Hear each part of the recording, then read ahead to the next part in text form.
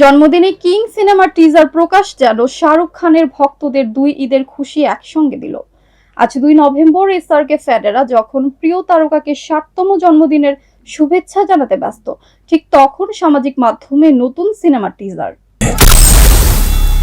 জন্মদিনে কিং সিনেমার টিজার প্রকাশ যেন শাহরুখ খানের ভক্তদের দুই ঈদের খুশি একসঙ্গে দিল। হ্যাঁ, আজ 2 নভেম্বর এসআরকে ফ্যানেরা যখন প্রিয় তারকাকে 60তম জন্মদিনের শুভেচ্ছা জানাতে ব্যস্ত, ঠিক তখন সামাজিক মাধ্যমে নতুন সিনেমার টিজার। নিজের ফেসবুকে ছবির টিজার প্রকাশ করেছেন শাহরুখ, যেখানে নতুন লুকে দেখা গেছে তাকে। এক মাথা কাঁচা পাকা চুল, আগ্রাসী ভঙ্গিতে কিং খানকে দেখে অবাক নেটিজেনরা। এদিকে কিং পরিচালনার দায়িত্ব কাঁধে নিয়ে ফের শাহরুখের সঙ্গে মিলছেন সিদ্ধার্থ আনন্দ।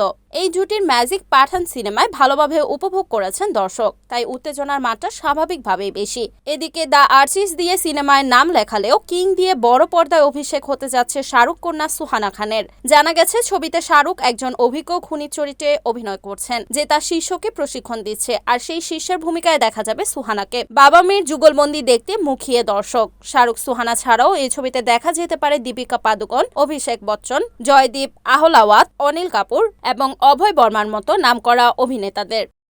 Desk news, NN TV.